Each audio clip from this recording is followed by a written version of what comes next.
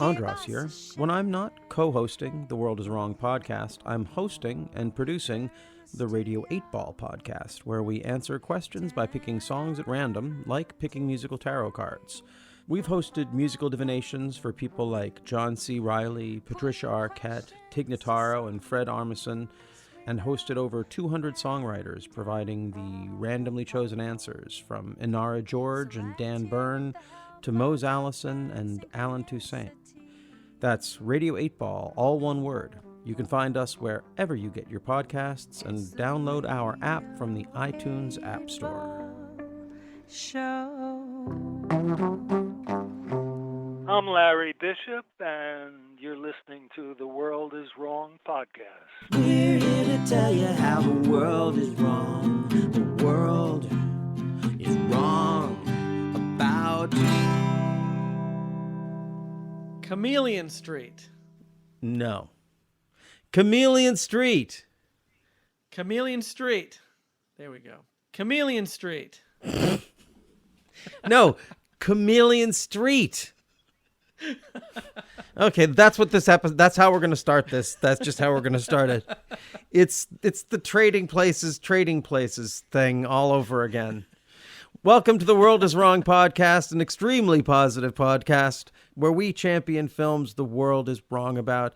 I'm one of your hosts, and my name is Andras Jones. And I'm Brian Connolly, the other host. Yes, you are. And we're going to be talking about a film called Chameleon Street. Let me get it. I can do it. Because I keep saying it like it's a street, but it's like a person's name. Yeah. Chameleon Street. Chameleon Street. Yes, a film called Chameleon Street. And I picked this film, and just so you know what I was obviously you know what do I have to explain the trading places thing? Yeah, explain it, because I was confused at first, because I've never really I just kind of say words randomly without thinking about it, and I should not do that. I guess I should be more mindful.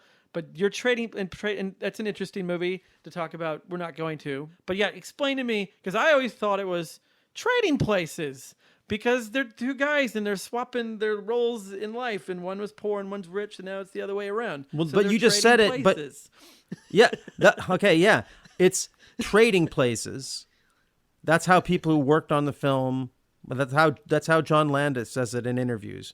Trading places, because they are trading places in trading places. And the focus is on class and money. You can see from the poster, it's all about class and money, and it's trading places. And it's a pretty clever pun that goes away if you call the film Trading Places, which is like, oh, because they're trading places. Oh, it doesn't matter. It takes out all, then it makes it just like a 18 again. Freaky Friday.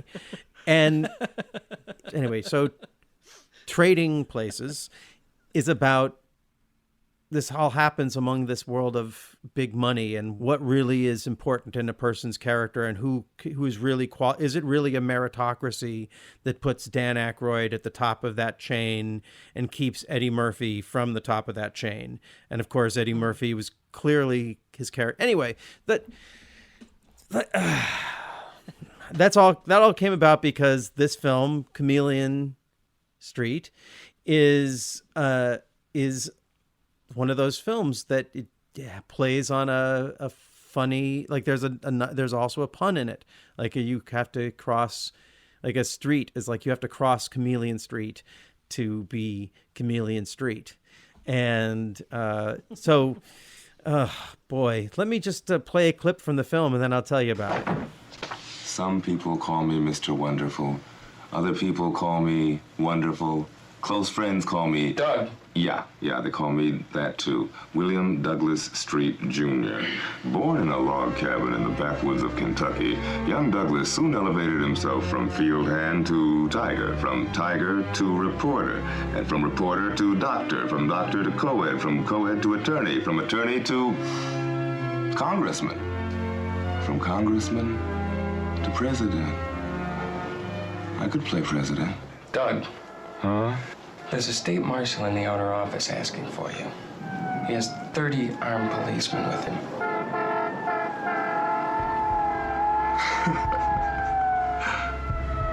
You are joking.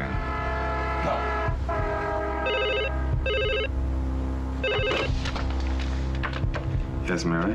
Mr. Street, there are several gentlemen here to see you. Where's his office? I'll be right out. Okay, so Chameleon Street is the first and only film from writer, actor, director Wendell B. Harris. It's the true-ish story of William Douglas Street Jr., a notoriously beloved or belovedly notorious con man from Michigan who gained a certain notoriety based upon a series of sports-related cons in the late 1960s and early 70s, including a ham-fisted blackmail attempt aimed at Detroit Tigers outfielder Willie Horton in 1971. Street blazed through the 70s and 80s, enjoying the anonymity of a pre-internet age as he impersonated a series of athletes, journalists, doctors, and lawyers. He is said to have conducted as many as 36 hysterectomies as he bounced from jail to Yale and back again. While Harris's film adopts William Douglas Street Jr.'s story, Harris's Douglas Street is a vehicle for some very angry comedy exploring the life of a black intellectual in America. Whether it's when his character impresses the head of a hospital he's trying to convince to hire him by solving a Rubik's Cube, or when he passes himself off as a French foreign exchange student at Yale after breaking out of prison by simply saying j'accuse before a litany of French names. J'accuse la femme. J'accuse. J'accuse Jacques Brel. J'accuse Jacques Cousteau. J'accuse Jacques Strapp. J'accuse Jacuzzi. J'accuse Brigitte Bardot. J'accuse Pierre Salingère. What the hell is he talking about? Or when he toasts a table of white lawyers for their savagery. If you're interested, I can get you a free guest pass. No, I was just doing a little research. On what? White people.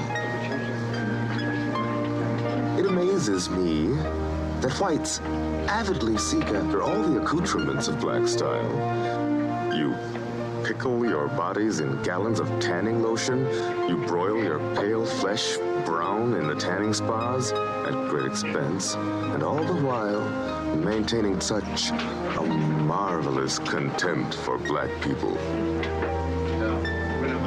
You wily Caucasians.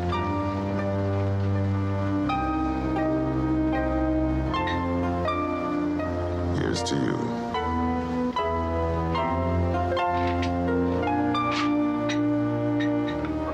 Yep.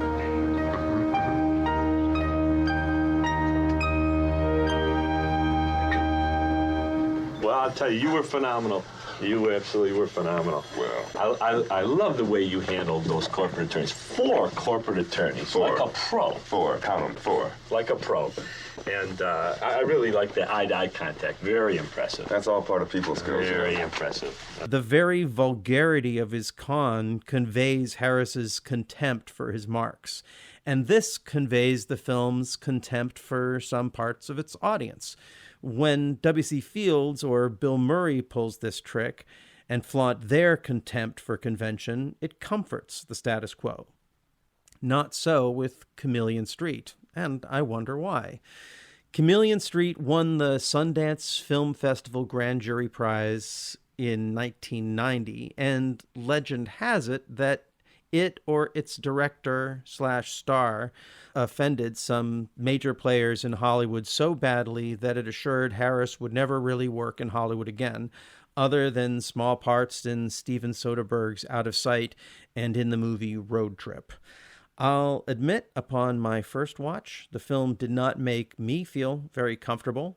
I recognized it was great, but I don't think it's supposed to make me comfortable. And I've watched it about 3 times now, and there is a lot in it that really sticks with me and that I'm looking forward to talking about, not only with you, Brian, but I also recorded an interview with a filmmaker named Skinner Myers who introduced me to this film. and I think has his own sort of rigorous take on it, which I'm looking forward to sharing with you and the listeners. But after watching Chameleon Street, I'm just it stands out as a great first film from somebody who I wish I got to see more films from. So that is that's Chameleon Street. So how is the world wrong about Chameleon Street? Oh boy, well, no one has seen it. I mean, and unlike with the film we spoke about last week, US Go Home, there isn't as easy a reason. And the director of this film didn't get to go on and make many more, as Claire Denis has. So I think based upon how much the film antagonizes whiteness in a way that, I don't know, other films that are antagonistic to the status quo might be, but the angle on this, I can see how that, and then that it's the actor, the director who's in it playing this character. So it's not just, it's not at any remove. If that guy walked into meetings with people holding the prejudices that Hollywood held in 1989, I could see that rubbing people the wrong way. Obviously, Soderbergh, recognizes him and respects him because he included him in his film Out of Sight. But I feel like, and Skinner gets into this in our conversation, I feel like clearly one of the ways the world is wrong about this film has to do in some way with racism and white supremacy in Hollywood then and now. And that's something we can recognize, but I'm really glad. That's why I tagged in Skinner to help us speak to it directly in a way that allows that conversation to happen. But one of the things that I wanted to talk with you about, because you're a connoisseur of what I consider, oddly toned, particularly comedy. Like we were talking about Heartbeeps in our last episode, and that's like a comedy that has a really odd tone to it. And this is a comedy that has a very odd tone, and I feel like it's really like bitingly, savagely funny. And I think maybe that's one of the things that was the hurdles to me to watch it, to my pleasure in it the first time, was once I got what it was doing, I'm happy to play the straight guy to this film that this film is making fun of. Like it made me think of like the way that like I can watch a film like Bridesmaids, and I was raised by women who made jokes about men, so I know how to be the butt of that joke. Yeah. And it's something about this film I had to he's so angry at the butt of this joke that it's hard to let yourself step into that place. But maybe in the way that like people had a hard time getting real, like Albert Brooks's comedy the first time that they saw it. Yeah. If they weren't on the inside of it. Like I always felt on the inside of Albert Brooks's comedy, but if I didn't feel on the inside of it and I watched real life, I'd just be like, ooh, that guy's an asshole. Oh, but it's so if you can get the poetry of that as like sort of the Oscar wildness of it, then you're like, this misanthrope is someone who I like is W.C. Fields. I love this. Tear everyone apart in your movie. And I think the race part of it is probably why it was harder for some people, because I think with Albert Brooks, I mean, it's sort of like easier maybe for people to digest because they're like, oh, he's just some wise guy. Okay. And he's not really pushing, like in real life, which was the first movie where we saw him play this kind of wise guy character. He's pushing buttons, but he's not pushing buttons that would make people with money in Hollywood squirm as much. It's like, like you're making fun of like reality TV documentary, like sort of, like the intrusive filmmaker. But like this movie, Chameleon, I'm going to say it right, Chameleon Street. It's pushing buttons because it's an angrier movie. Like Real Life is a fun movie about a jerky guy, whereas this movie is more venomous. There's definitely more anger that this character is feeling, that I think maybe the filmmaker is feeling. And you brought up an interesting point earlier. Like if Wendell B. Harris Jr. had just made this movie but didn't play the star, I think he would have been making more movies. I think that it is hard for people when you put yourself in your own movie to kind of separate that, like you're playing a character. Like this is probably not how Wendell B. Harris Jr. is, because he's acting. But like you said, if this is all you've ever seen him in, and this was the only thing people had ever seen him in, and he walks in your door to get money, you're kind of like, wait a minute, is this guy going to con me? Because that's what he did in that movie he made. Like, wait a minute, is he a jerk? Like, but no, he's just acting in this movie. Like, yes, and I know what it's like to walk into a meeting and blow it because you feel, or because you act like you're smarter than the people you're talking to. yeah. It's a youthful, arrogant, actory thing to do. Yeah. Or artisty thing to do, and I've definitely been guilty of it in my time. And I was not coming up against the prejudices that someone like him would come up into. I feel like in a way, like that's in the way that like Bill Murray, the way he gets to act in a movie like Ghostbusters Stripes or something like that, is a kind of wish fulfillment. Like if someone was in the army and acted like Bill Murray did in Stripes, he would be out of the army. Or I guess based upon like some of the things maybe they make him a general. I don't know. But there's a wish fulfillment to that kind of comedy that I get to be an asshole and get away with it. And I think that's part of the fun that it took me a second watching to get of this, is that like, oh, I'm not actually the target of his humor, because I relate to his humor, because I know what it's like to feel, or I know what it's like to want to be able to just come in to a meeting and tell someone the truth and have them be like, oh, okay, well, we'll make you a doctor, instead of get the fuck out of our office, which is what they probably said to him even before he walked into the office, because of a lot. I think that there's just a thing of like, in Hollywood, I just don't want to deal with anything that's difficult. And clearly working, what Wendell B. Harris made was a difficult movie that is saying, I want to be difficult. And when Albert Brooks says, I want to be difficult, or when Steven Soderbergh says he wants to be difficult, they get to make more movies because we're interested. And I just feel like the audience just hadn't been created yet. The aware, there was, as Skinner goes into, there is a system of white supremacy that exists and seriously existed then. And a film like this, when you look at it from the standpoint of that it's not it's not the effrontery to the audience, but it's the effrontery to the person you want to give you the next $3 million or $8 million or $10 million to make your next movie. You just won the award at Sundance. You feel like you should be able to walk into the room and be confident and be like, I have an idea for the next movie, and this is what it is. And if you're, what was Soderbergh's follow-up? Was that Kafka? No, what was his? It was Kafka. Yeah. Okay. Yeah. So like, that's super pretentious.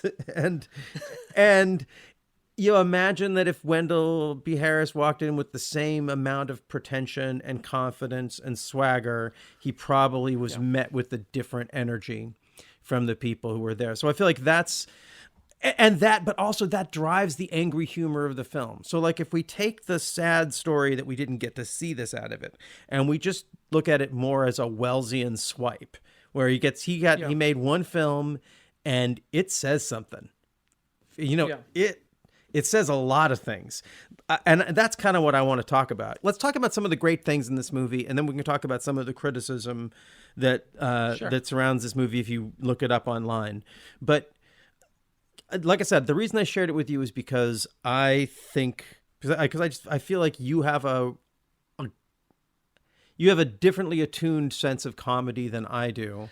I think this movie plays into what I like about a lot of comedies, a lot of slapstick comedies, is so many of these old comedies are about so-and-so, insert name of comedian here, getting a job, fucking that job up.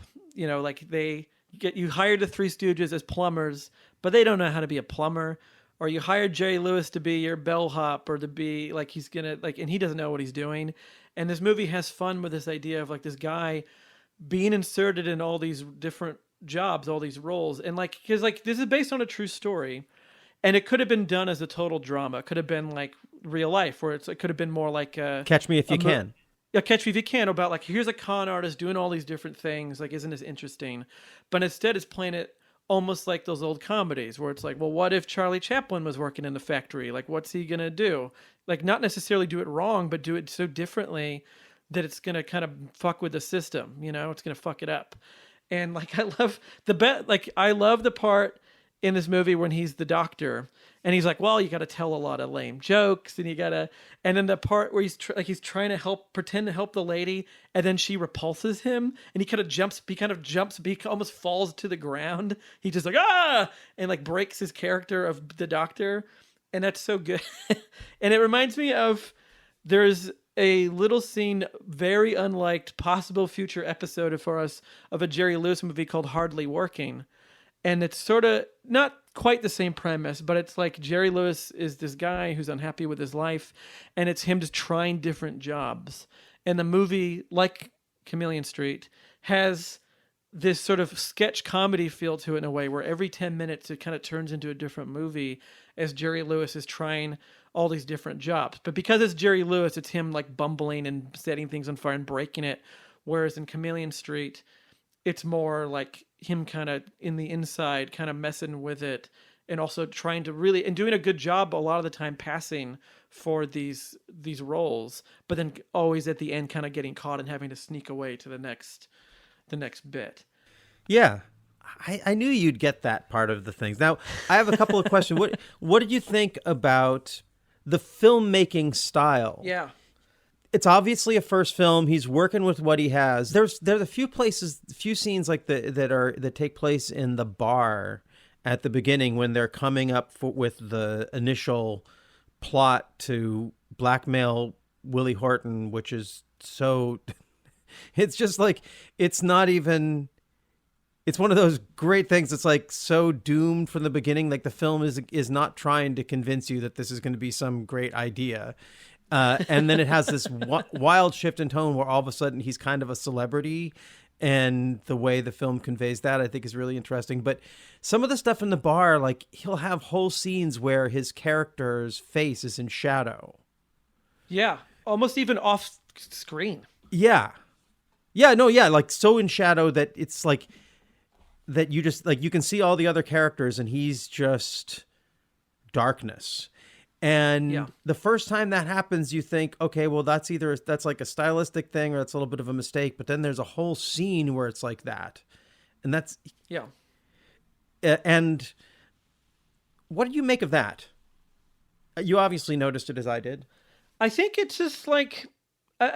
what's interesting about this movie, and I think what separates it from like a Sex, Lies, and Videotape or other indie movies of the time, is this movie is not just an independent movie, but it's a very experimental movie. Like it doesn't work in the normal narrative structure that you would like, that even Sex, Lies, and Videotape work. Like Sex, Lies, and Videotape works like a normal movie. Like it looks like a normal movie. It has that indie feel to it, but like a regular person could watch that movie and kind of get what it is, and they did. Whereas this movie really kind of leans more into, I don't want to say student film because that sounds like a diss, but it has that experimental kind of non-narrative film quality to it in terms of how the narration is used and how time is used. And like, and then the shots, it's like, this movie is a comedy, but also you're going to have these weird shots where he's blacked out or he's kind of like non-existent. And maybe it's sort of like, you know, maybe it's kind of going to the idea of like, he doesn't have his own character. He's not himself. He is this chameleon who has to constantly change. So when he's between these moments of coming up with a new persona, he is non-existent. Like no one will notice him. Like he's not even there until he shows up dressed as a doctor or whatever. Or a lawyer or whatever, you know? There's a later scene where I'm sure we'll talk about at the very end where the film takes a really drastic tonal change, and he does that in this tiny mask that maybe functions in the similar way that that shadow. And I guess that's the film invites you to watch. So again, this is a film about this guy who is an extremely intellectual character, and his character is not a parody of the intellectual. I mean, he's not Frasier. No, yeah, he feels more like James Baldwin or like William F. Buckley, like this just sneering intelligence. And he's quoting Oscar Wilde, and he's going to see Cocteau's Beauty and the Beast. It feels very much like a Woody Allen film in that way, about sort of, I don't know, bragging about the literary and intellectual references in a way that, again, that flatters the audience, that flatters the intellectual audience. And I think also maybe just for people, as someone who has pitched a lot of projects in Hollywood where people said, well, that's just too smart, people in America won't go for that. That might also be one of the ways the world was wrong about this. Like, they were just like, there isn't an audience for smart films by Black people, you know, and you're like, and well, I think there's still room for a film like this to have its moment, because I think it does. I think on that level, that's part of the fun of it. Just like with a Woody Allen film, like if you get the references and then you get how he plays with them, it's just very exciting. So anyway, one of my favorite scenes is just at the beginning. There's a scene that feels like very like 1970s cinema, where he's in the van with his friend waiting for his dad. He's working for his dad's burglar alarm business, and they're just sitting in the car smoking cigarettes and talking about, like, just doing some funny dialogue about, we didn't go on a honeymoon, we went on a money moon. What's a money moon? Maybe I'll just play that clip. So did y'all have a honeymoon, man? No, we had a money moon. A money moon, what's that? A money moon is where, instead of getting your own place and traveling somewhere far away, you stay at my parents' house and travel over to the mall and open charge accounts in Neiman Marcus, Bonwit Tellers, and Saks Fifth Avenue. A money moon. And it has that good sort of like indie film hangback quality, where like you just kind of, like in a lot of 80s indie movies have that, like especially Jim Jarmusch, where you're just sort of like sitting back and just watching this moment with these people, and you're just like, you're kind of like, it's like you're hanging out in the van while these people are having this very natural conversation. Yeah. So I feel like it's really important to know this. I went and researched it. The most outlandish parts of this story are all true. Yeah. This is a biopic. Like, yeah, he did. And they also sprinkle in actual people who were, who were actual figures, like the basketball star that he interviews. That woman was actually a Paula McGee. She's a professional basketball player. And so she's not necessarily a great actress. And I wasn't even aware that she was, like, on the first viewing, I wasn't able to make the cultural reference. And so I didn't get what was going on there, that there was this whole F for fake aspect of, okay, I'm going to start. So this is a biopic about a real thing, and I'm going to bring in real people. And now we're really going to start muddying the waters of what's real. And a lot of the audience, the white audience, isn't even going to get a lot of the references that I'm making. Yeah. Right. Then it just basically catalogs it, and we get to see him be a sports journalist and how he does that. And we get to see him be a doctor. And there are story, again, I don't know, I'm going off of Wikipedia and other podcasts that I've listened to. There's an episode about where they tell the William Douglas Street Jr. story on an episode of a podcast called Swindled. And I'll put the link in the show notes for that. And so that story about, like, they make it into comedy when he's told to come and check out a woman for some problem in the scene you referenced earlier. And he immediately runs to the bathroom and takes out his medical book and starts looking up that problem. Yeah. It's really good.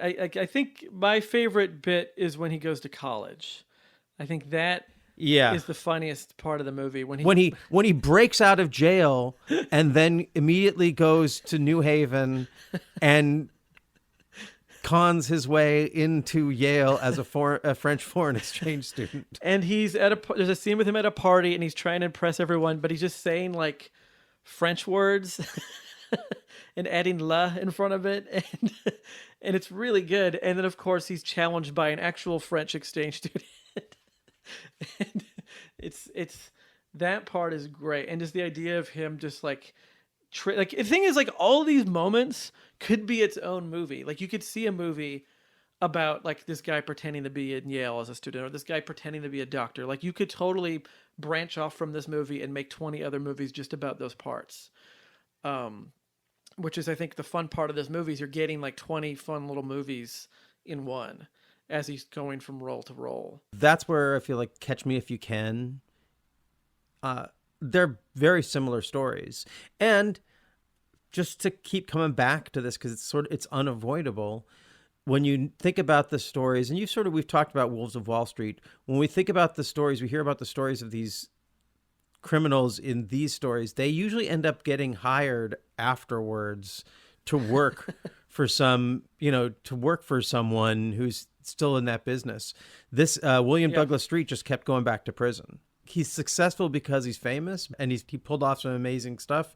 But there was never a point when it was recognized like, hey, if you can pull off being a doctor, we better get you on our side to check out other fraudulent doctors. That'd be a great job for you. And he never got to like be like write the book about it or like be the person on the movie set like helping. It's not like, oh, I worked on a Michael Mann movie and I was the guy who told them how to like be a con. Like he never got that chance because he kept going to prison. Like he was within the last 5 years sentenced to a few years in prison for more. He's never. It's like a compulsion. It's like he's still doing identity theft and still doing all this fraud in the now. So he's been doing this since the 70s till now. And it's like, and the movie definitely taps into that. This movie definitely has it almost like he can't stop. It's just like a compulsion. Let's talk about some of the criticism of the film. Okay, Brian? Yeah. You see, I read online that some people are accusing the film, and by extension, its writer, director, and star, of misogyny. And I'd like to head that criticism off on a few levels. And then I'll hear what you have to say about it. So, first of all, the film is about a misanthrope who is openly hostile, dismissive, and cruel to pretty much everyone in the film, unless he's actively lying to them. And even then, he makes so little effort to sell his lies that even this comes off as hostile. And this dynamic applies to white people as well as black people, men as well as women. And to me, it would be weird if this character made any exceptions to this hostile stance toward the people in his world. So that's point one. Point two is that I assume the main criticism has to do with the way the Street character talks to and about his wife. And since it was Street's wife who eventually turns him in, and since the film is being told in retrospect, it makes sense that the film and the character are hostile to Street's wife. And I don't see this as being that different from the way a film about a woman who is pursuing her dream might treat the husband who doesn't get it, is always telling her to be more realistic and ultimately betrays her. Or for that matter, the way nagging wives are treated in stories about men who are portrayed as heroes in films, usually white men. And number three, this film is from 1989. This is an era dripping in cinematic misogyny. Recently, I watched Days of Thunder. That film treats women terribly. It's sex, lies, and videotape. There's criticisms to be made there. Pretty much every Farrelly Brothers movie should be talked about as a misogynistic film if we're going to be talking about this film, holding this film accountable for that. And considering all the hurdles that Chameleon Street and its creator faced, and the daring and important statement that it's making about race, I think that scapegoating it for the misogyny of the era is unfair. and way too close to the way black men have been held to an insane standard of purity when it comes to their relationships with women, while white men and the films they make get a pass. I mean, I just watched Goonies for the first time, and that film is full of toxic masculinity and fat shaming from children. And I don't think I've ever heard anyone mention this in their nostalgia for Richard Donner's film. So for all of these reasons, and while I acknowledge that it's important for men in particular to be thoughtful and sensitive when confronted with observations about patriarchy and misogyny, I consider the concerns about this film's misogyny to be a misguided distraction, and I think it's also a way to justify ignoring the film without having to address the racism the film is aiming at. I mean, we're about to do an episode about James Bond, and I'm pretty sure we're going to use the word misogyny less in that episode than we are in this. And that seems like a weird double standard. So those are my reasons why I say we should not be talking about misogyny when we're talking about this film, unless we're talking about the misogyny of the era. Like this film, I don't think it's worse than a lot of other movies. So yeah, that's my take. I will shut up now. What do you have to say, Brian? Well, it's funny because I was watching this movie with a woman who couldn't finish watching the movie because she was so upset by how he treated the women in the movie. And she didn't know about this history of critics and people online accusing the film of being misogynistic. So that, and she was just like, why is this guy being a jerk to his wife? Why is he, disgusted with her getting more dessert? Why later on in the hospital does he have to mention that he's grossed out by a patient's stretch marks? And it was just sort of like, I don't like this guy. I'm not going to finish this movie. and I I'm not a lady. I don't know what it feels like to hear these things. I kind of felt bad because I was watching it being like, oh, this guy's a jerk. This is great. And I was like, oh, maybe I should have thought, be a little more sensitive about that. But I mean, I agree with you. I think it's unfair to accuse this movie of being misogynistic. And I don't even think the character of Street is. I think he's a jerk to a lot of people for sure. And he's definitely blunt with how he shares his anger and frustration, especially towards his wife, which makes sense because that's the person that he's supposedly closest to. And it's totally unfair to label this movie misogynistic in the same way that it would be like to accuse a movie of like loving violence because there's a really violent scene in the movie. If it's done tastefully and done to tell the story, and I think in this movie it is. It's not an easy movie. This movie's not given to you in an easy way, and I think I wonder if it's because he's a true total filmmaker. People think that this is his actual opinion on women when it's just the way he's treating his wife in the movie. I don't think that he's this way in real life. Maybe he is. I don't know. But I think it's stupid to accuse a movie of such a thing. When like you said, you wouldn't do that to like a Judd Apatow movie. You wouldn't be like, Seth Rogen must really hate women. They're always ruining his fun. Like he must be a jerk. But we don't think that. Yeah. Well, I agree, and also now that you've told me your story, it's sort of like it's hard to like if someone has an experience of feeling attacked by the film, that's an undeniable reality. Mm-hmm. There are some Jewish stereotypes in the film that I guess I just let pass, but in another film, maybe a film I was less sympathetic to, I think I might have been more hostile towards that. So, yeah. Well, you know what? Let's just, we're going to go to the interview with Skinner Myers, and he has a lot of interesting things to say about this. But before that, I think I'll just play a scene and trigger warning. Pretty much everything we've talked about just in this little bit of talking about this film, it's all expressed there. If you are troubled by racism, you're going to hear some racism. If you're troubled by body shaming and misogyny, you're going to be troubled by what you're about to hear. And if you don't like profanity, well, you're listening to the wrong podcast, you fuckers. Okay, let's roll the tape. Let's do it. I'd like another Michelob Light. And you want anything else? Yes, 2 pieces of compound, please. 2? Will there be anything else? She also wants one lifetime charge account at Lane Bryant. Yes, thank you. I thought you were gonna watch her figure. I am. Watching it get big. You know, when you really think about it, you're the one responsible for my overeating. And you put me on a lot of strain with what you've been doing. Well, you know, if I'd wanted to marry a big, fat, greasy, chocolate donut-eating hostess, cupcake, Twinkie, lard, elbow woman, I could have married Joyce. If I ever got that big, there'd just be Not much more me to love. All right. Well? Baby, I would divorce you so quick, your head would spin. You wouldn't. Would you really? Well, why don't you put on 50 pounds and find out? You're awful. My little name. One Michelob Light and 2 pieces of pecan pie. Thank you very much. You're welcome.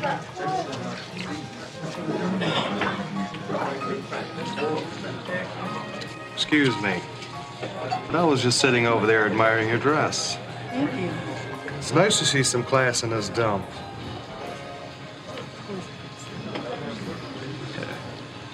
Don't you know Michelob is for white man? And you know that the white man runs this world? What, is that what it says on the label? How much? How much what? Much what? Come on, cut the comedy. Bitches buy. And I'm willing to pay through the nose when the ass has got class. Honey, come on, take a drink here. Come on. You know what I mean? Porch monkey? You did say more funky. That is what he said, isn't it? More funky. Not porch monkey, more funky. Hey, why don't you get around? Okay, what, are you crazy? Nigga, get your nasty black hands off of me.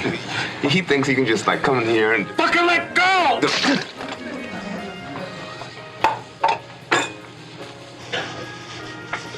You know, that's a very nasty word. But what's really, pardon the expression, fucked up is your grammar. Fucking let go. You can't say that. You know, the rules of grammar apply to profanity as well. The word fuck comes from the German root ficken, which means to strike. It's a verb and can be used in a variety of ways, both transitive and intransitive. For example, simple aggression. Fuck you. Or simple confusion. What the fuck is going on here? And then there's apathy. Who gives a fuck? And then there's ignorance, which is very appropriate for you. Marty, call the police. I can deal with this asshole. Yeah, sure. Defiance, the fuck you can. I ain't gonna take this shit from you. Authority, shut the fuck up. And you can say it 4 different ways. Shut the fuck up, shut the fuck up, shut the fuck up, shut the fuck up. I see, these are all the things you could have said if you weren't so unbelievably coarse and crude and countrified. That's alliteration, babe. I mean, remember, Peckerwood. Profanity is the last refuge of the ignorant, the insensitive, and the illiterate. But if you're gonna use it, and I can see you are, at least get the fucking grammar right, moron. Let's see your muscles instead of your mouth. Come on, boy. Get up. Instant replay? Dumb broad asked me the other day, why didn't you punch out that Peckerwood? I said, because I was unconscious, you extremely stupid bitch. I had so many bruises on my face. For my next role, I had to use a little bit of makeup. And here we are, talking on August 22nd, 2020. I don't know if the date necessarily matters so much, but I'm so used to saying that when I do the Radio 8 Ball show. But we're hanging out here with the guy who introduced me to Chameleon Street. I wonder if I would have ever crossed Chameleon Street if it weren't for this man mentioning him to me. We are here with filmmaker and professor of film and a former client of mine and a friend and collaborator of mine, the director of The Sleeping Negro. Welcome to the World is Wrong podcast, Skinner Myers. Happy to be here. Thank you for having me, man. Yeah. Always good to talk with you. We always have great film conversations, and one of them led to you recommending this film Chameleon Street to me, and I had never heard of it before. And you told was a tremendously compelling story. And so rather than me trying to repeat that story, I figured I'd just let you share that with our listeners. So tell us, Professor Myers, about Chameleon Street. So Chameleon Street was a film that was made in '89. It was written, directed, and starred Wendell B. Harris Jr. Wendell B. Harris Jr. I went to Juilliard and was a trained actor, wrote a lot, directed stuff, and he, after Chameleon Street, which we'll get into, he only appeared in 2 other films as an actor, and which is a shame because he was such an amazing talent. I mean, he's still alive, but just a shame of what happened to him and his career. But it's not surprising, right? Because of the system we live under and how Hollywood is constructed. But it was written, directed, starred Wendell B. Harris Jr. And basically, it's based off a true story of a Detroit con artist. His name is William Douglas Street Jr., who successfully, basically impersonated, professional people, right? So he was like a lawyer. He was a reporter, extortionist. He was an athlete at one point. He was a surgeon. He performed a hysterectomy successfully. Actually, I think he performed a lot of hysterectomies successfully, and eventually got caught and went to prison. So what's crazy is that Chameleon Street, in, I want to say it was 1990. Yeah, at the Sundance Film Festival in 1990, the movie won the grand jury prize. And a lot of people were upset about that because they wanted, I guess, some of the other films that were like in competition to win. They just didn't understand this movie. They're like, it didn't look that good. And just to put that into context, here's some of the other films that won different prizes that year. For the documentary, it was like H2 Worker and Water and Power. They shared that. Yet House Party got an Excellence in Cinematography Award. Also Filmmakers Trophy Dramatic. And then you had a special jury recognition to Sleep with Anger, which is Charles Burnett, who's another amazing Black filmmaker. And I believe people wanted To Sleep with Anger to get the grand jury, but Chameleon Street got it. And so, you think, you win grand jury at Sundance, all the offers are going to start coming in to you. Everyone's going to want the film. And so essentially what happened was that no one bought the film. And a lot of the critics just canned it pretty hard, except for Armin White, who currently writes for the National Review. He's a film critic. He's been around for decades. And he's usually the film critic. Like if the masses love a movie and it has 100% Rotten Tomatoes, like he's that one film critic who will basically just be honest about how he feels about it and take away that 100% average, because he'll give it like a bad critique. But he loved the movie and he championed it, and he was on the grand jury that year and pushed for this to win. But so it won Sundance, but couldn't find a home. And I believe, I could be wrong in this because I'm just bringing this up from memory, but I think it was MGM or one of these studios was like, hey, we'll buy the remake rights to it. And they did that, and they just shelved it. They never really actively sought to make remake rights. I think Will Smith at one point, when he was younger, early in his career, was trying to remake it as the lead actor, but it never worked out. And so, it kind of faded from obscurity. And for a long time, you couldn't find a copy of the movie, couldn't get a DVD. And then I think around 2010, it came back out in DVD, and now I believe it's on Amazon Prime, or you could buy it on Amazon. But it's really unfortunate because for me, it's one of those great Black art house films that just doesn't fit into any category or box ever, and had so many comments on class, race, identity, and the maneuvering that Black people have to do to survive under a system of white supremacy, you know? And Wendell was amazing in the movie. Yeah. So, well, you seem like you were sort of leading into how you feel like, so what we're about is how the world is wrong about certain films, certain pieces of art. Sometimes it's because, there's lots of different reasons that a film can not find an audience, be blocked from an audience, get a reputation before people have seen it. Yep. So when you think of how the world is wrong about this particular film, it seems like there's a lot of different ways. There was what it was at first, and then what it is over time. But I guess I'm curious about how did you come across it? I had heard about it, but I had never really done a deep, I never watched it. And I think it was 2 or 3 years ago.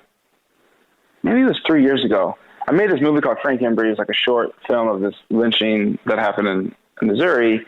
And it won the grand jury prize at this festival called Holly Shorts in LA. But, I got hit up by an amazing, artist. His name's Mtume Gant, and he lives in New York. He's a film professor, MC, actor, writer, director. And I think he had hit me up on Facebook when I was on social media. And he's like, "Hey man, I heard you won the grand jury prize. I kind of want to see what your film's about." And he was like, "I had a film there." And Holly Shorts, for those who don't know, it's a massive short film fest. It's an Academy Award qualifying festival. But if you have a film there, it's like a 10-day festival, and you just don't have time to watch all 500 short films, right?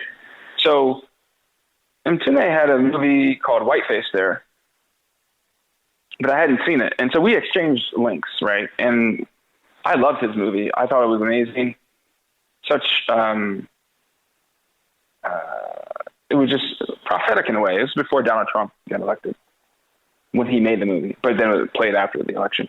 But anyways, it was a great film, and I commented. I said, "Dude, you're an amazing artist. I loved your acting. I love what you were saying. It was super layered and deep." And then he had commented on Frank Embry. And so we connected, and he's a big champion of the film, right? So in his mentions, he had talked about it a lot. And I was like, "Yeah, I need to watch this movie. I got to find this movie." Because sometimes you hear about a movie and everyone loves it, and you're like, "Okay, let me go watch this movie," and then you can't find it. Mm-hmm. So for a while there, I couldn't find it. I was like, "All right, well, hopefully it comes out, it gets re-released." And so, long story short, he had mentioned it, and I was like, "I got to watch this movie." I was in the process of writing a new project, and I had also, as an actor, writer, director, I was like, at some point, I'm going to make a feature. This was back in 2018. I'm going to make a feature, and I need to I'm going to be in it, right? I'm going to be the lead. So I want to kind of watch films that have done this. And so it finally came out. I was like, "Yo, I'm going to watch this movie." I watched it, and I was just so blown away, because we have to remember the time this movie was made in, and what it took to get made. There's so much to talk about. But anyway, so it was basically Mtume, who I honestly we had emailed each other a couple of times. We were Instagram buddies before I left Instagram, and we've never met each other in real life. We know some of the same people because, black filmmaking circles are not that indie black filmmaking circles it's not a big circle. So I know some people here who know him, and we know of each other, but we never met. So basically, the movie was reintroduced to me through some of his mentionings, and I watched it, and I hit him up, and I was just like, "Yo, this is dope. So everyone needs to watch this movie." And that's kind of how I found out about it. Again, or I was reminded of it, and I bought it. It was on Amazon to buy. I bought it, and then I watched it with my wife. And when you talk with people about this, do you feel like the people you turn onto it all, when I got it the night you told me about it, went out and found a copy, and it's clearly it's clearly its own thing. It's clearly like, and that's what I love about, especially about a first movie. Thinking about that time, it seems like it totally fits in with all of those movies of that time, the Sex, Lies, and Videotapes, all those Sundance movies. That out of sight, that just sort of, well, I mean, I guess that's probably maybe how Soderbergh was aware of him to put him in Out of Sight, which now I got to go back and watch his performance in that. But so when you turn people onto this, do you find that people generally respond enthusiastically, or have you got pushback on it? I have found that most people are like, oh, this is a great film. Some people are like, oh, it's a great film, but it's like misogynistic. And Wendell had talked about that a lot in terms of that people who had that opinion of the film even when it first came out. For the most part, it's enthusiastic. And people are like, oh, my God, like, this is so original. It's so refreshing to watch something indie that's not like just a rehash of something that has been done on a bigger budget, or it's so refreshing to watch an indie film where someone's not trying to audition for a directing job in a studio, and most people are like, why have I not seen or heard of this movie before? Like, why is this not? Because when I went to film school, not that you're going to hear about every amazing movie in film school, but like, one, there is a problem of like just white directors and their movies tend to be the only ones that are recommended in a lot of film schools in America. But even from among some of my black counterparts, I don't think people had seen this movie. So I was just like, yo, it's amazing, right? And I'm just, as hard as it is for a black person to achieve anything in America, let alone such a unique and dynamic indie film, especially in the 80s, where everything was shot on film, so it wasn't like a cheap endeavor. It's not cheap now, but it definitely wasn't cheap back then. It just blows me away, So, like, my goal is to keep talking about it, even in the classes I teach, and it's ranked as one of my favorite movies of all time. So I just think, like, there needs to be more push on it, because even though it's on Amazon right now, it's not like people are, there's not like a lot of marketing behind it. It's just kind of up there, Well, we're doing our part at the World is Wrong podcast. Where this is exactly this is why we need a podcast like this. I do want to ask you, so I've looked at his Wikipedia, and Wendell B. Harris Jr.'s, and he's been do you know anything about the film that he's been working on supposedly for the last 14 years? In the interview, I remember reading that he said that basically after Sundance, he took so many meetings, right? So many meetings, and he was pitching to make another original movie, and he was being pitched back to basically make remakes of stuff that the studios wanted to make. And he had mentioned something in the interview about the movie that he was trying to get off the ground. He didn't go into deep detail, but I'm sure that's the movie that Wikipedia is listing.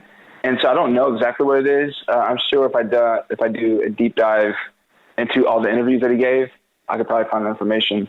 But it sounded like it was another like genre bending or mixing film that was going to be unlike Chameleon Street in terms of genre and ideas, but like something completely way out there that he was like, yo, this would be the great follow-up. And people were just like, nah, it's too weird.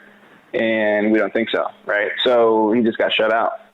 And at this point, he's 66 years old, and not that, he can't make a movie now, but it's like, if everyone in Hollywood knows you've been pushing an idea for a couple of decades and no one's jumped on it, it's just a weird thing where they're like, well, it must be not a good idea because no one said yes, which we know that's stupid and false. Yeah. Well, it's called Arbiter Roswell, and at least according to Wikipedia, it's a 14-year project chronicling the relationship between public opinion, the media, and the military-industrial complex, which I can see why that would be a hard pitch, but I can also, it's just like, yeah, that is the perfect follow-up to this movie. And it's just like, it's, I'm sure as a film professor, you hear too many people talk about Orson Welles, but it's hard not to think about this. When I look at that, think about the Magnificent Ambersons factor of like, well, yeah, of course the first one is so good. The second one has to take even a bigger swing. And when I think that there's a possibility of there being a filmography that's Chameleon Street and Arbiter Roswell with this story of what it's taken to make those happen. I'm just excited that the possibility of a successful podcast to drive more attention to this in a collection of other films, like this whole idea that this is one of many, potential, it's a first film. So it's hard to say it's a masterwork, right? But it's a work of such incredible potential. And what you're talking about is the loss of that in a career that, like, if he had been able to make, to give listeners some idea, Sex, Lies, and Videotape won the Grand Jury Prize the year before. So if this director had been given the resources that Steven Soderbergh had been given, and we had all of these films, think how much richer our film, just film would be. And you can probably, and Steven Soderbergh is a rough one because I think we can agree that he deserves those resources. But there are plenty of filmmakers between 1989 and now who did not. Yeah, exactly. Well, and our job is not to tear them down, but to say, God damn it, Wendell B. Harris should have been able to make 8 or 10 or 15 or 20 films between then and now. Yeah. Well, this is a thing, and I tell people this. It's like, again, I was just like, wow, it's an amazing movie, but I wasn't. In the end, I wasn't shocked as to why he didn't have a career. And I'm gonna read a quote from Neely Fuller Jr. Neely Fuller Jr. is an old black Southern-wise man. He fought in the military.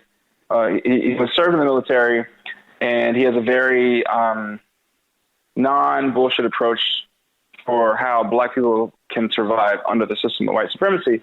And he basically, and I'm going to tie this into why I feel like Chameleon Street didn't get its due.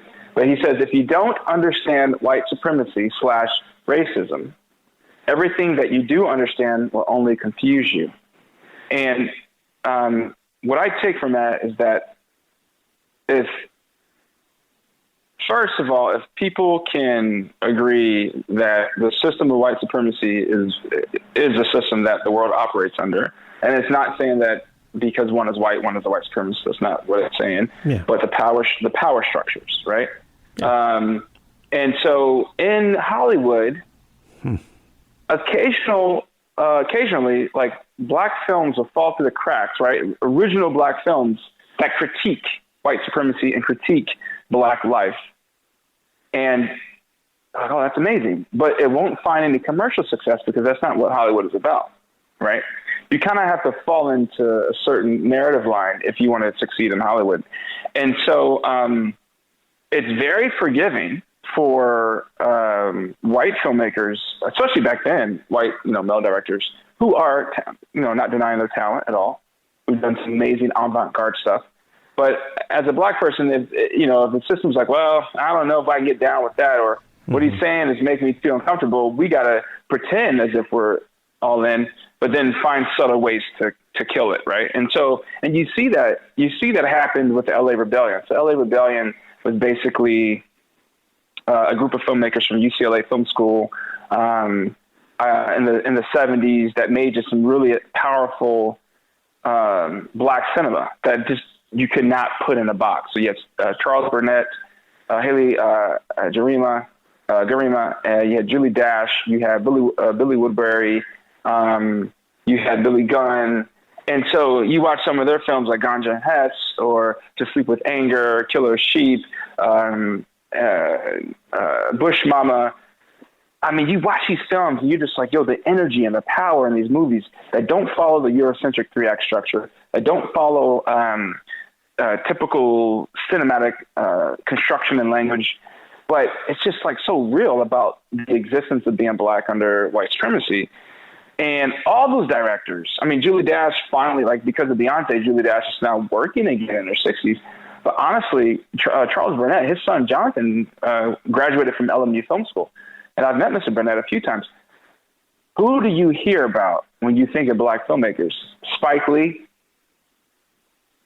maybe Tyler Perry, F. Gary Gray, Antoine Fuqua. Spike Lee was the first. Spike Lee has been making movies for 4 decades consistently. John Singleton?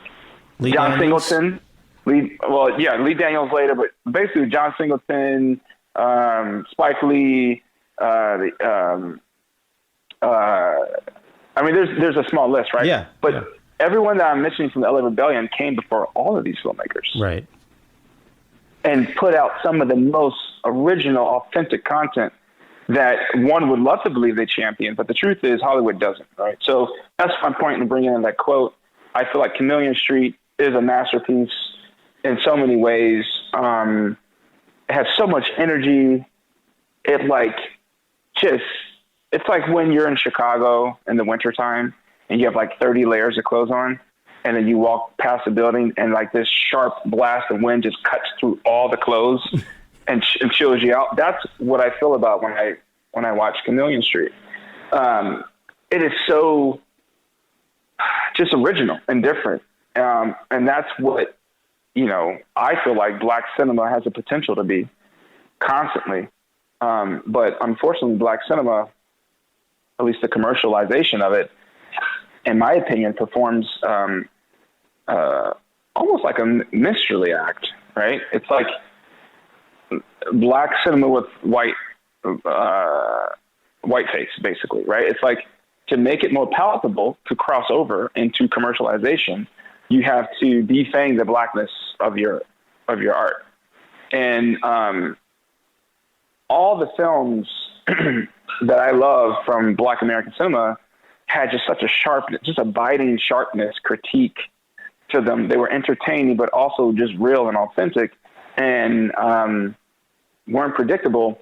And that's why I wanted you to watch Tuki Buki from Jibril Diop Mambete, who was a Senegalese filmmaker who only made 2 movies before he died of cancer.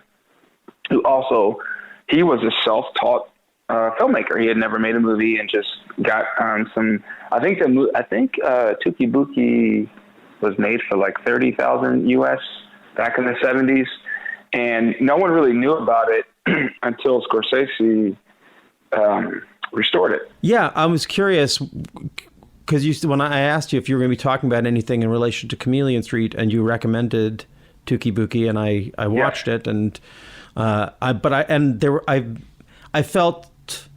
felt some affinity between the two, but I was so curious to hear how you drew the connection between them. Well, to me, Tuki Buki is just, again, I felt floored when I watched it. To me, it's a cinematic poem, right? There's tons of energy in that movie. It's raw. And in a lot of ways, I felt that same way about Chameleon Street. You have Wendell B. Harris playing, basically it's a biopic, right, of William Douglas. And it's like this black guy who has already been kind of determined to be worthless in this system of white supremacy in society. Who's like, all right, well, if you see me as a criminal, I'm going to go with that. And just basically turns the system on its head, navigates, pretends to be all these different positions, and plays the game better than the game itself, succeeds until he's caught. But it also shows how black people have to do these mental gymnastics and to survive the different ways that white supremacy can harm them, right? And at the end, it's fatalistic in a way, because in the end, the system is going to be there. You're not going to be able to beat it on your own, right? And so when he gets caught in the end of Chameleon Street, you're like, okay, well, this is how it had to end. And for Tuki Buki, you have basically post-colonial Senegal, where you have this young couple who they have these dreams of leaving their country and going to, I believe, France, and it's going to be a better life for them. And they just can't do it. There's things that happen that just keeps them from doing it. And so it's kind of like when that movie first came out, I mean, it was panned by the Senegalese press. Like, they hated the movie, right? They're like, this doesn't make any sense. Like, what is this? Is this like repeated frames? Like, it doesn't make any, editing's weird. And it went to Cannes in 1973. And it won the International Critics Award. But it really didn't help Jabril have a career. And it wasn't until, like, I think 20 years later that Scorsese restored the film. And now people are just like, oh my God, this movie's amazing, you know? And so it's just kind of like a movie before its time. And that's how I felt the connection between that and Chameleon Street. Not only was the energy there for both, and just how raw and how, again, it broke all the cinematic storytelling norms. You know what I'm saying? Like, it's just such a complete original film for a Senegalese filmmaker who had never made a movie before, who's kind of like self-taught, autodidactic, to make something so brilliant. You have Wendell B. Harris, who directs, produce, stars in his own movie. That, to me, that's brilliant as well. And again, it's like you can't put these films in a box. They have the same type of energy. It's like, okay, wanting to escape both systems, whether it be colonialism or white supremacy, or escape the life that has been prescribed to you as a black person when you're born under these systems, but realizing, like, there's no escape. That's what I took from both movies, right? Tukibuki, they don't get to France. And one can say, well, yeah, because, you know, the place in Senegal is way better than what trying to lead that could ever be. But to me, it's like, well, you know, you kind of have no choice. You cannot escape at all. But it's told in both movies to me are told in such a poetic way. And that is what is missing from so much cinema, not just black cinema, but just cinema in general. It's like, I feel like a lot of cinema, obviously in Hollywood, is just remakes, you know, or regurgitated plots. Right. But if we look at the indie cinema, we don't have much of a strong indie cinema scene here because, one, it's so hard to get financing. There's no governmental support like there is in other countries, you know. And we're just lacking, I don't know. It's just, I think people are afraid to, like, my take is because we live under a system of capitalism, everything becomes commodified and for profit. Therefore, like, the humanity and spiritualness of what art can be is ripped out of that because everyone's like, well who's your audience? What are projections? How are you going to make money off this movie? And it completely kills the desire to make something just as art, just to exist as art. For someone 100 years from now to stumble upon it and be like, oh my God, this is what they were thinking. We have lost all that ability here, at least in America, and you're starting to see it in other countries. But it's like, that's personally why I make movies. It's not to become rich or famous. I mean, I'm not trying to take people's money and be like, haha, screw you. I'm not going to help, you know, I'm not going to try to get your money back. But that's not the first thing that I'm focusing on. It's like, what is trying to be communicated in this medium of art? And I don't believe in, like, well, who's your audience? My audience is me, right? Andrei Tarkovsky, who's one of the greatest filmmakers of all time, talked about how you make your film for yourself. Films that you want to see for yourself that is saying something, whether it's you're exercising some demons or you're trying to explore something that you're wrestling with. And then the people who are dealing with those same questions in life, you will find those people and they will be attracted to your work. And then that becomes your audience. But to say, well, think of your audience first and then write and make this movie is so backwards, you know? I'm the most important person that I need to be satisfying, scratching my itch first. And then I guarantee you there's other people that have that same itch out in the world who will, you know, find a common interest in the films that I make. That's what happened with The Sleeping Negro. It wasn't like, who's my audience for this? It was like, I need to work out some stuff in my life, and I want to do it through art. Well, that's actually a good place to shift this, because I wanted to give you an opportunity to talk about The Sleeping Negro. It's your newest film. You generously gave me a producer credit on it for introducing you to a friend of mine who had a little bit extra change on the side to help with some post-production. And I'm super happy to be associated with it, but I don't feel qualified to tell the tale. Why don't you tell our listeners where they can find this film, if they can find it yet, and what they should be looking for when they seek it out? All right. Well, so far it's not out yet. We've submitted it to about 10 big film festivals, and we're waiting to hear back. But basically, the movie it's a story about a black man who has basically kind of been asleep in his life in terms of what his positionality is in America, in the world, under the system of white supremacy. And he wakes up and he just, on his birthday, he realizes, like, something has to change. I can't continue to live in this angry, frustrated, alienated place that I find myself in all the time. And so there's a series of, like, incidents that he has. One with an old friend he hadn't seen in 5 years, an old black friend, his white fiance, and then with his doppelganger himself, also his boss. And so through these racial incidents, he is searching and struggling to rediscover his own humanity. But it's a critique on a lot of things. For me, it's the frustration of just being black under a system of white supremacy. Even if you are able to have some type of socially mobile movement, meaning, like, you know, you're middle class or upper class, it's understanding the system that you live under and how it's never going to be your friend.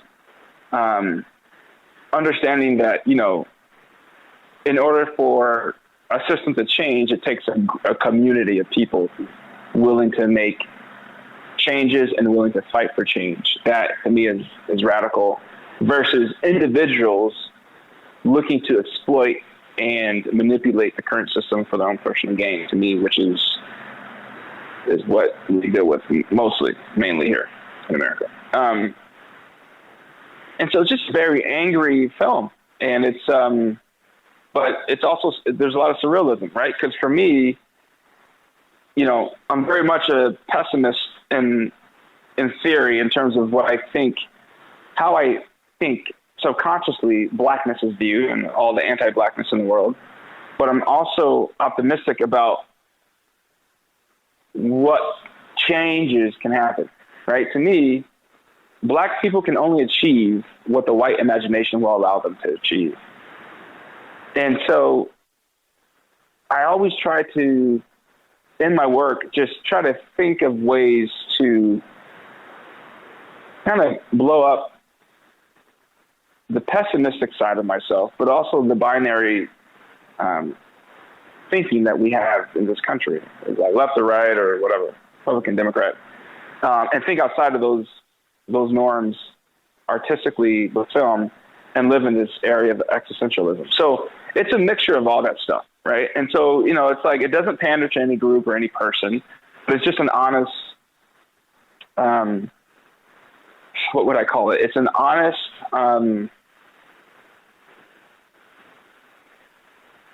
poem of alienation and anger, with moments of, like, okay, maybe existentialism and surrealism could be a place where we explore more for some type of liberation. I mean, he's trying to liberate himself from this feeling. And it's hard, right? It's a hard feeling because you're born into the system and you're part of the American culture. But the truth is, you're neither African, you're neither American. So you exist in this otherworldly place. And so the film tries to explore that as best as possible, you know, in the way that I think it does, best as possible. So it's a very, it's a hard film to watch for some people. It's an intense film. It's 82 minutes, so it doesn't, you know, it goes by, I think, pretty quick. But it's an honest film. And I try to you know, when I made the movie, I disregarded everything that I had been taught in film school and everything that I'd seen. And this is why I love Tuki Buki so much, because I'm like, that's what I'm talking about. Taking a camera and just making what you feel is art in your heart, and not even worrying about the freaking market, or worrying about, well, I didn't plant and pay off that crop properly, or I didn't, you know, resolve the third. It's so stupid to think that way, but we've been conditioned that way because of capitalism. Everything has to be a profit, right? So if you're not doing it for a profit, why are you doing it? It doesn't make any sense. Well, you know, that's how people think sometimes. And kind of bringing this back to Chameleon Street, it does feel like, now that I'm thinking about them, and maybe I should have thought about this before, but now that I'm thinking about them together, I feel a little bit of the DNA. It's a very different film, the Sleeping Negro, but something about what the characters are wrestling with, and I don't know, just I do feel like there's a kinship between them that is not just, oh, you know, they're films by black filmmakers. There's a certain tone of, well, it's one of the things that I love about Chameleon Street is that Wendell B. Harris's performance is so arrogant in the sort of William F. Buckley kind of like, so when he's talking on TV, I almost feel like at first I thought he was doing sort of a William F. Buckley impression. That's sort of like, I'm just going to run intellectual circles around everyone that I talk to, and that loping into like just pure, like, almost, there's not a sneer in it, but it's the sneers right there on all of it. And I'm not saying that that's your character, but it is. It's an angry intellectual. This is what I'm saying. Then you cannot take the black out of it, but you can definitely see it. And I watch both of these films, I think of them as angry intellectual films about, in your case and in his case, blackness. But it could be an angry intellectual film about, that's really where my doorway in is like, oh, I get what it's like to feel smarter than all these people who have control over every aspect of your life. And you can't make yourself any dumber than you are. You are stuck being as like as insightful as you are, and when you are to that situation, well, you make a movie like either of these two movies. It seems like. Well, I think Chameleon Street is a very interior film, right? And I feel that way about The Sleeping Negro. I mean, it's you're with this character and you're watching them navigate the best way they can their life and the system they've been born into. And then there's a critique. There's a philosophical critique in Chameleon Street through the dialogue and how the character, like when he was called a nigger in the bar scene, and then he goes and he talks about the how to use the proper use of the word fuck. Well, he basically does Cyrano. That's what I love. Yeah, exactly. You're right. It's one of so many scenes in the film that are just, again, the world was wrong about this one. It's you know, it's some moments of painful comedy.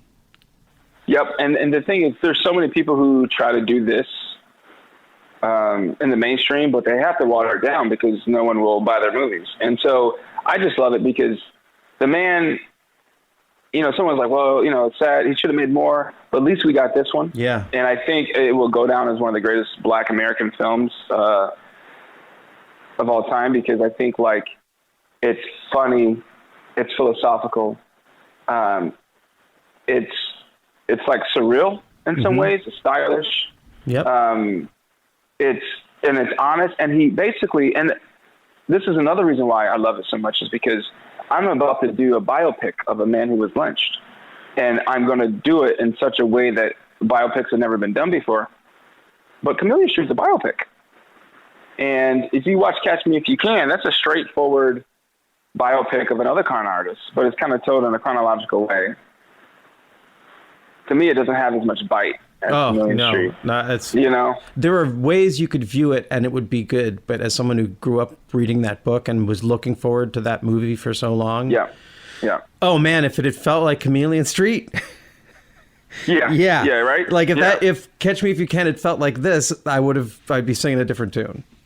Yeah, so that's the thing. It's like, it's just, it's a shame, but I'm glad that he was able to make this. And if I had money, I don't care if he was 80, if he still wanted to make the second film, I'd be like, here's all the money you need.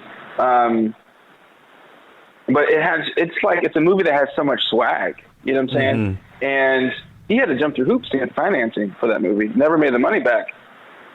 But it's just, there's so many good things.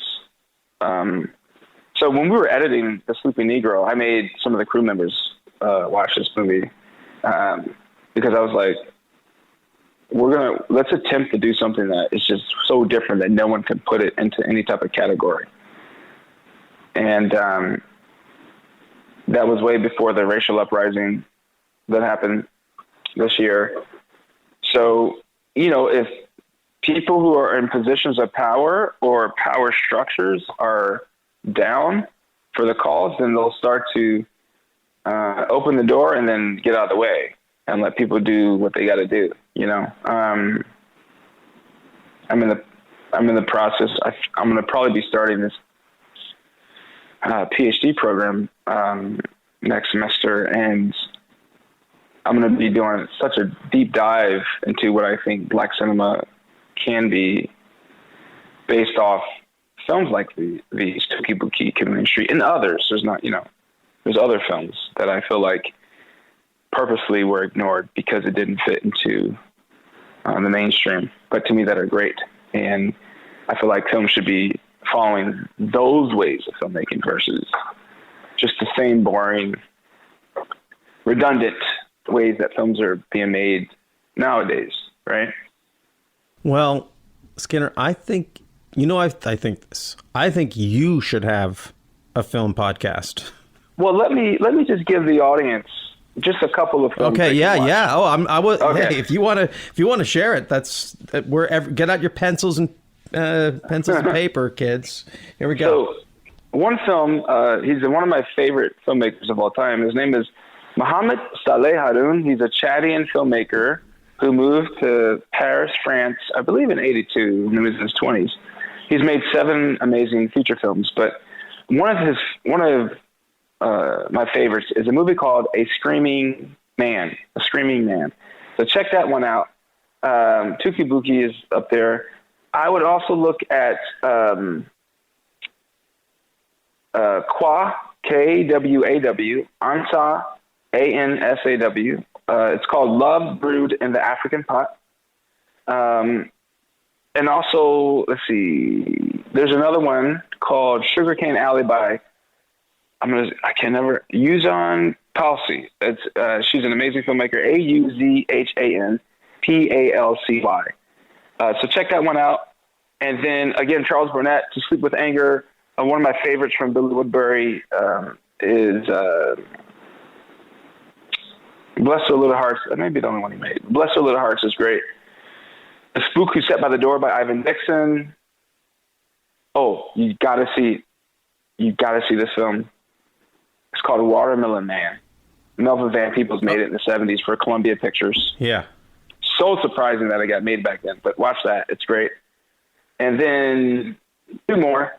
Spencer William was a great black filmmaker, along with Oscar Micheaux. He had a movie called The Blood of Jesus, which is on Amazon. And then Within Our Gates, which is a feature film that I think it was made in 1920 by Oscar Micheaux.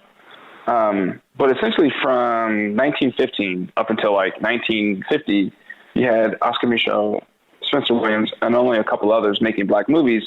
And then you had nothing. You had white filmmakers making all black cast films. And then you had black exploitation in the 60s and 70s, and then Spike Lee's in the 80s, right? So to me, it's like Jim Crow era, Civil Rights era, and then post-Civil Rights era. Those are the 3 eras that I kind of break it up into. But yeah, so go check out some of those. There's obviously a ton more out there, but there really is a rich group of films from the black cinema canon. And I'm hoping to do my part in the future to like let people know about them, because There's so much that people are missing out on, so much richness. Hey y'all, it's Amy from the Pink Among Men podcast. I know, you are really, really busy with your sourdough starter and your 4th rewatch of The Office. So it's totally cool if you don't have time for an informative, perspective-bending podcast right now. But if you do have a few minutes to spare in your jam-packed schedule, I want to offer Pink Among Men for your consideration. Pink Among Men is a weekly conversation on different perspectives, gender, and marginalization in the creative community. We chat with actors from shows you watch, directors who make movies that you want to watch, and comedians from stand-up shows that you'll probably never watch, but you should. Every Wednesday, they sit down to talk about the tragedy and the triumph that comes with not being a white dude in arts and entertainment. You probably don't have time for it, but maybe subscribe so you can listen when you're a little less busy. Get Pink Among Men on Stitcher, Spotify, Apple Podcasts, or wherever you get your podcasts. We're a proud member of the Paper House Network. You know, we don't like lists like like best of lists, top 10 lists, but we are, you're the guy who co-wrote Destroy All Movies. You are a guy who likes to make long lists of things. And when I saw in this movie that there was the scorpion and the frog story, I thought, God damn it, that's in so many movies. I'm so sick of hearing that story. But then I was like, wait, it's 1989 when this movie is telling us the story. What I know it was in The Crying Game, but that's 1992. Yeah. And then I looked it up and it was like, oh yeah, it was in Mr. Arcaden. Yeah. The 1955 Orson Welles film, yeah, which is a really unique and interesting film on its own. And so then I looked it up, and then the next films that are at least listed on IMDb, where a link you sent me to, that it's listed as being in, are in Blake Edwards' Skin Deep from 1989 and an episode of MacGyver called Unfinished Business from 1989. Yeah. But since Chameleon Street, again, as an independent film, I feel like was probably just being worked on for longer. Definitely. I'm going to give Chameleon Street the edge and say that was the first film to feature, and again, hey, if you're out there and you are a fan of this show and you can correct us, you can be like, oh, well, there's this film from 1967 where Robert Vaughn tells the story of the... It's totally going to be Robert Vaughn. Then please correct us. I'd love to be corrected. But as it is right now, it looks like it's Mr. Arcaden, or however you pronounce his name. Even his name is a mystery. That goes, if you like the film, that's part of his charm. Mm-hmm. Then the next one is Chameleon Street, and then you have a flourish. Like, I guess these people were at Sundance. They were like, Blake Edwards was at Sundance, and whoever wrote that MacGyver episode was at Sundance. We're like, holy crap, you can use that speech from that film and most people, it actually have been very hard to see Mr. Arcaden in America in the 60s and 70s. Yeah. So it's not like it was out there. So when Chameleon Street puts it in the movie, it is the first time people are seeing this story in a film, and it's winning the award at Sundance. So I feel like that film kicked off what is now serious overusage of that that story. It should be outlawed, I think. But I think at this point.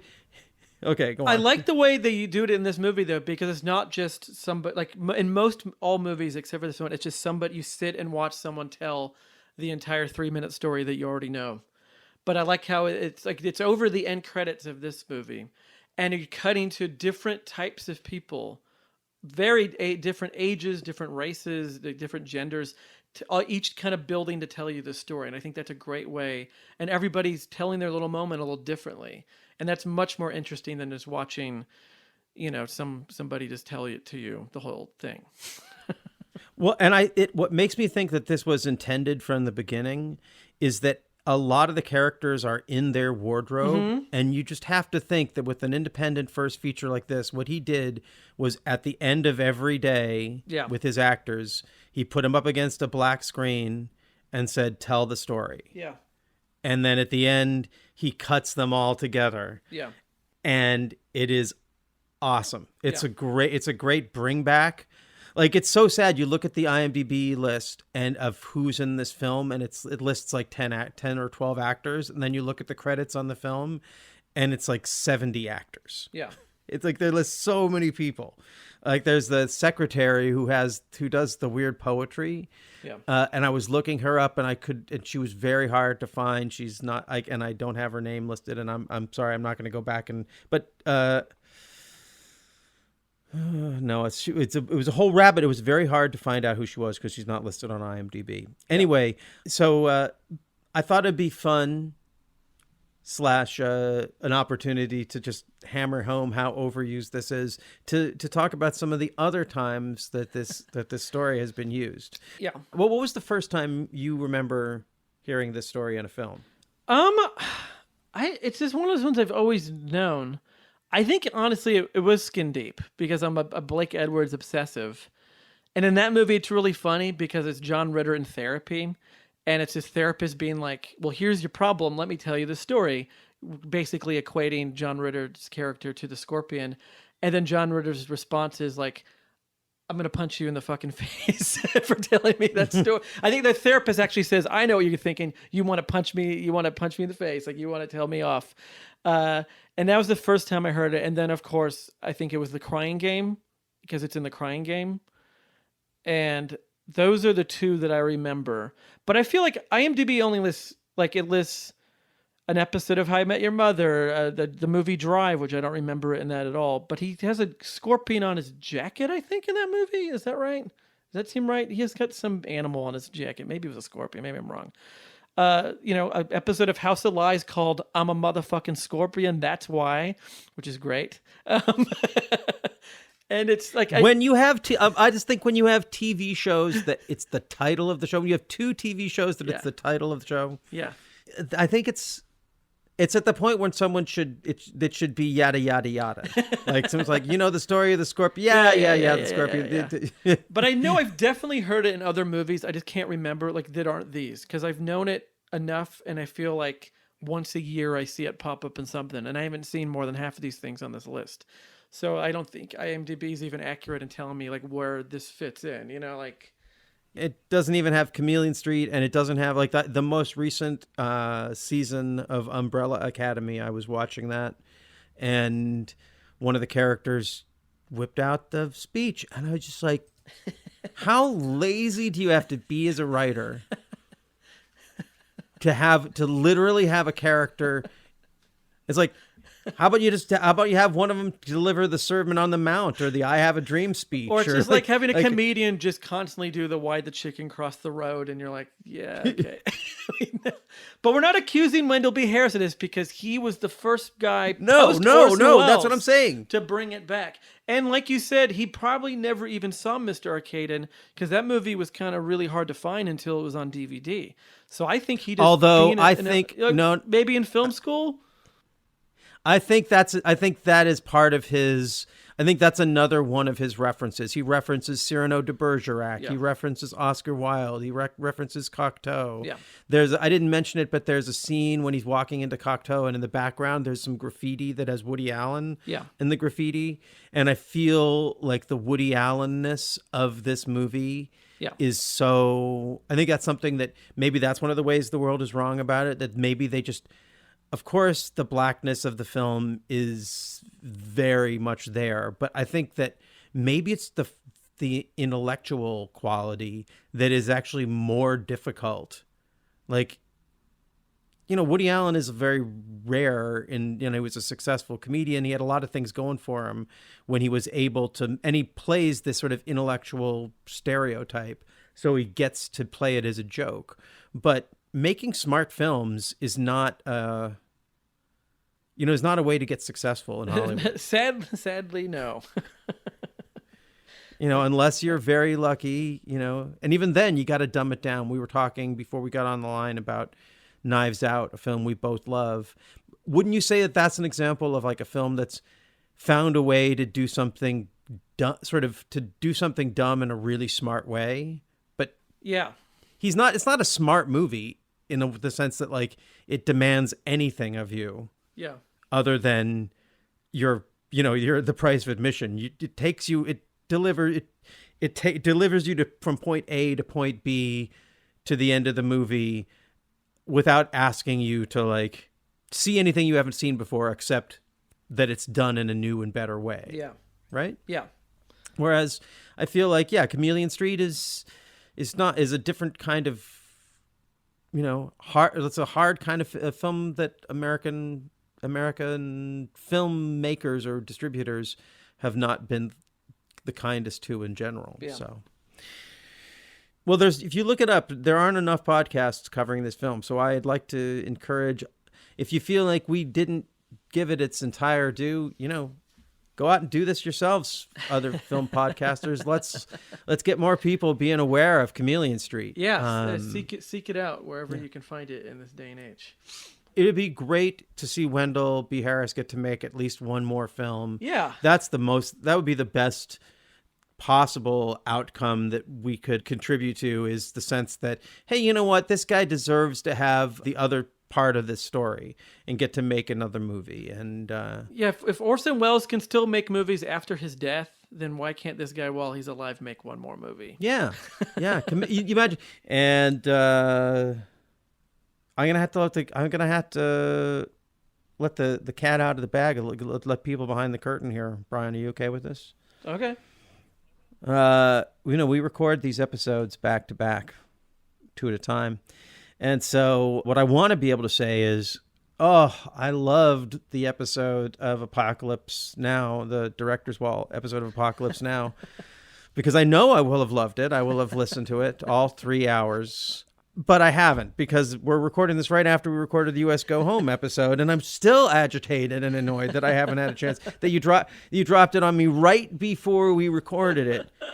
I'm not even going to be able to go and edit this. I'm going to have to go in for a 3-hour bike ride listening to you guys get drunk and talk about Apocalypse Now. But listeners will not have that problem. They could pause this right now and go to the Director's Wall and check it out. And by now you're probably on to other Coppola films. But tell us, give us some insight that you didn't tell us about in US Go Home. Some cute little tidbit, little nugget of information. The tie into our show and the other show we did together, Steve McQueen was originally going to play the Martin Sheen character. It was offered to him first, which is very weird. Like, I don't know how that would have worked. Wow. But that was who he was offered. And then Al Pacino. It was offered, and it would have been Brando and Pacino again at the end of the movie. And Pacino was like, I know how this is going to go, Frank. Like, I'm going to be in the jungle for years, and you're going to be telling me what to do, and I'm going to be miserable. And he was right. That would have been what it was like. And so lucky for Al Pacino, he didn't make this and instead made Cruising or whatever. So, like, interesting tip. But please listen to it. It's the longest episode of the Director's All we've done. Like, it's so long, it's like early World is Wrong length episode. Like, that's how long it is. It's like I was going to say, 3-hour tour. In the same way that Vincent Gallo felt empowered to just run excessively long takes for the run of a whole song by Claire Denis, did you feel similarly empowered to put out a 3-hour long Apocalypse Now episode after our 3.5-hour Mad Dog time? I think that podcasts need to be longer. Like, there's no rules like this. We're in a lawless land here with podcasts. So, like, let's have an 8-hour long podcast someday. Let's go crazy. Why not? If it's interesting enough to make it work, then go for it. Don't cut it out and cut it down if you don't have to. Like, we're all patient listening to this while we're doing something else or jogging or whatever. Well, that's certainly been the case with this episode. This is definitely one of our longer ones. Now we've added in the interview. Yeah. You know, my girlfriend, who shares your birthday, by the way, which is Virgos unite. She's used to the very long, the hour plus, sometimes 2-hour long episodes of the Radio 8 Ball podcast. And when she was listening to our Mordecai episode, she was like, wow, these episodes are a little short. It's like an hour long. It's an hour-long show. I know. We got it. So you're right. We can give them more. I think we can always. I know I'm never bummed when there's a podcast with people talking about a movie I like. I'm never like, if it's good. Oh, they're done talking about What's Up, Doc. Yeah. No, keep talking about What's Up, Doc. I've never seen What's Up, Doc, so I want to hear people talk Shut about up. it. No. How is that possible? I don't like Ryan O'Neal. I don't like Ryan. I agree with you. You know what? We're in total, like, we don't want to go down the road of things where the world is wrong about that are negative, but we are in agreement there. But wait, but you still like Barry Lyndon? Yeah, but the thing is, like, he works. That's the only movie I like him in, because he is used like in the way that is correctly of like, you are playing a character that is supposed to be this blank slate, not like the whiteness of a Ryan O'Neal. You know, like the way he is like this kind of empty vessel is very Kubrick, and it works for that. Whereas if I'm supposed to be charmed by him and Barbra Streisand, I'll be charmed by Barbra Streisand. I won't be charmed by Ryan O'Neal. Well, you know what? That's actually I, as someone who feels very similarly, I'm going to say I think What's Up, Doc will surprise you, because he does work in this. She just bowls him over. Yeah, like he's a rag doll to her talent and just charisma throughout the film. It is not. Yeah, please don't let Ryan O'Neal stop you from enjoying What's Up, Doc. You know what? I'll watch it before the next episode, and you can ask me on the next episode how I feel. I just think it's such a you movie. It's all the slapstick and the Blake Edwards-ness. And I know. Okay. Anyway, I was trying to give you the in to talk about Radio 8 Ball. Yes. And so anyways, we got caught up talking about movies. Surprise, surprise. So yes, you can follow Andras on Radio 8 Ball. And he had Skinner Myers as a guest on that a few years back. Can you tell us about what that episode was like? Well, you know, on Radio 8 Ball, what we do is we answer questions by picking songs at random and interpreting them like musical tarot cards. We call this conducting musical divinations, or consulting the pop oracle. And on that episode, we had a fantastic band from Los Angeles called Feisty Heart, which were just a man and a woman, and between the two of them, they play bass, drums, guitar, and both sing vocals. One of them plays bass and drums and sings, and one of them sings and plays guitar and writes the songs. And they were there providing what we call the oracle fodder, the songs which were the answers to the musical divinations. And we had Skinner Myers in to talk about his film Frank Embry, a short film that he had just put out at the time. And it turned out that both of them, there was a synchronicity that they were both had lived in the same town in Kentucky, Feisty Heart and Skinner Myers, and they were all meeting in LA. And of course, Skinner had a question about racism, and we were able to go into this really challenging topic. And what I remember about it was that at the heart of the synchronicity was this recognition that they were all from the same little town.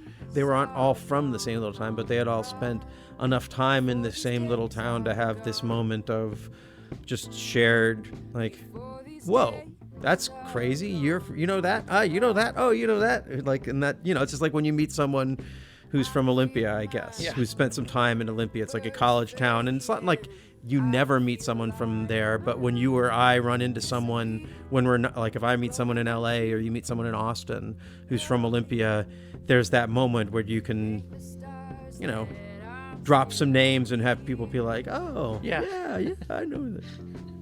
So it was really sweet, and that's go on. I once ran into someone from Olympia in Japan by total random, and it was just very strange. And it was just that thing of just like, we just somehow knew, and we just talked about it, and we're like, oh, this band, and oh, this, like, oh, that street, and I lived in that punk house, and he lived in the same house that I'd lived in, like, which was very weird. Yeah. So our next episode is going to be the forgotten, hated, ignored, tried to be swept under the rug James Bond film Never Say Never Again. Wow. So I'm excited because I think that episode will be coming out around the time the new Daniel Craig movie is, and this was the Sean Connery comeback that nobody wanted, including Sean Connery. But I love it, and I'm excited to kind of get into it. Now, if people are going to watch that, do you feel like it's important to also watch Octopussy, which came out the same year, so that because are we going to be doing a lot of compare and contrast? You know what? They should watch Octopussy because it was the same year, and then you should also watch Thunderball because Never Say Never Again is just another version of Thunderball. So you got some homework, everybody. You got 3 movies to watch.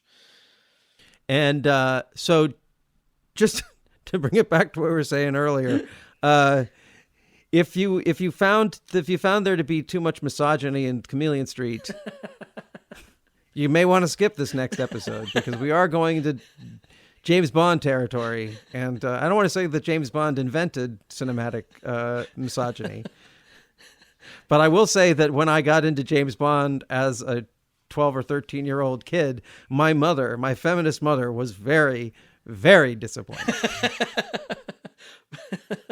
Well, we will definitely probably end up talking about it at some part of the episode for sure. It's inescapable, especially the further back you go in the James Bond movies. Like, they've kind of corrected it more. Well, let's save it for the episode. Yeah, let's save it for the episode. Let's just record another 2 hours. Let's just keep going. No, let's all take a break. Let's all have a week off. And, never say never, Brian. Never say never again. And just want to make sure we give a quick big thanks to our new network, Paper House Network. And well, of course, you probably hear the ads we're playing for our fellow network podcasts. And of course, I also want to encourage you, if you'd like to reach out to us, please reach out to us through the Radio 8 Ball. Through the World Is Wrong podcast website at theworldiswrongpodcast.com. You can contact us at contact@theworldiswrongpodcast.com, and you are invited to follow our Instagram account, which is at The World Is Wrong Podcast. Brian administers that with a great deal of gusto, providing lots of cool clips and pictures from the films that we dig into. And unless you have anything else to say, Brian? No, that's great. Thanks for listening. Then until next time, just remember that wherever you are, the world is wrong, and it's probably wrong about you. That night in bed, I suddenly realized she hadn't mentioned money once. She was finally accepting the fact that money wasn't everything. And even if it was, I didn't have any.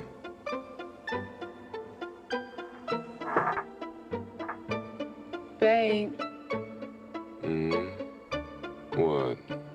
Can you see my eyes moving under my eyelids? Yes, I can. Babe. What? If you act real nice, I'll let you kiss my booty. Promises, promises. Babe, your socks are kicking. Kicking? Kicking with what? With odor. Oh.